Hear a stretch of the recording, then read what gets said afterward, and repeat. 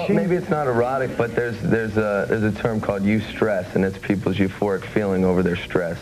Yes. I think people thrive off of that. It's like amusement park, right at your own risk. You know that the concerts, there's a hint of danger, and people like that hint of danger. Living dangerously. This audience wants to talk about that with you, and also we'll revisit moshing on the floor with all those bodies bumping into each other. Yes, it was once called slam dancing. Now we have the more euphemistic title, moshing. We'll be back in a moment.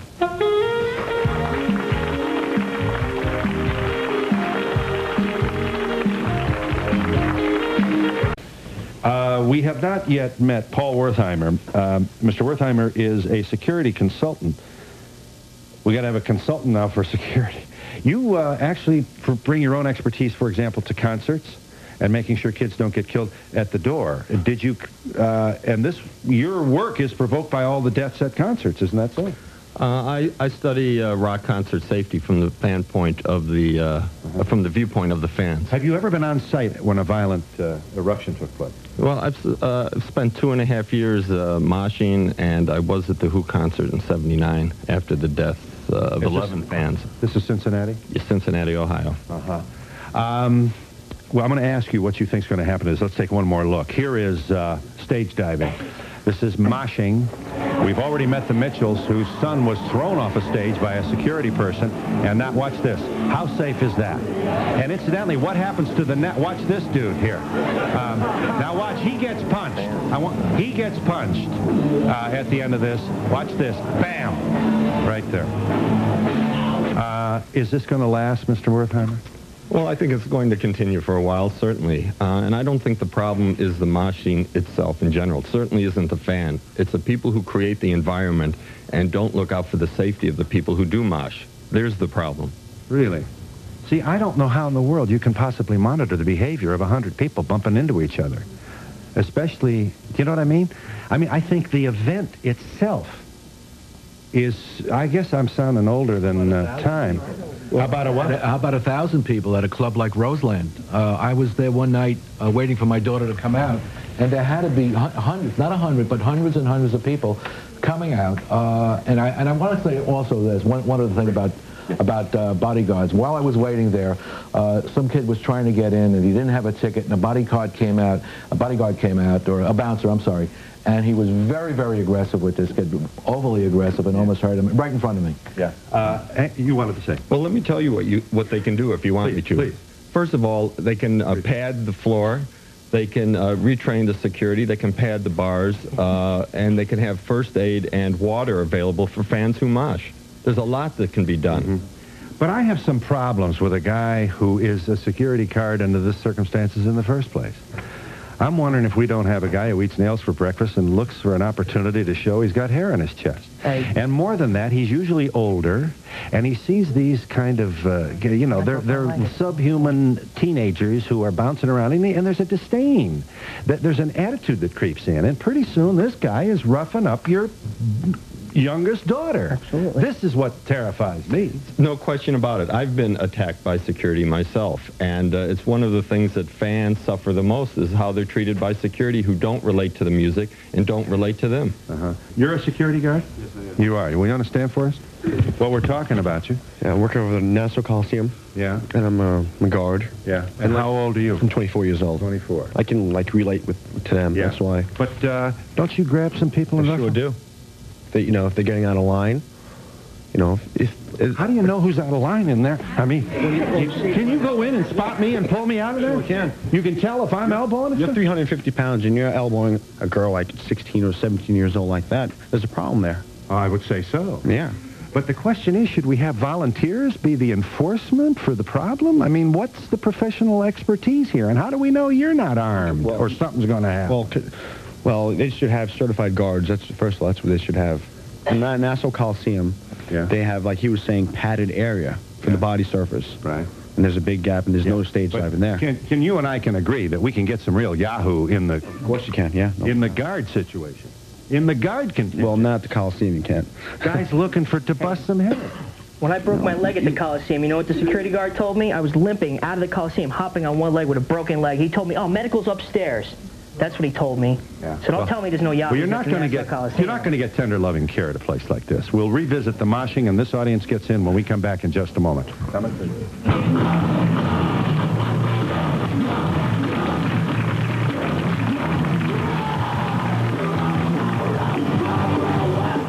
Be sure to include your phone number with area code.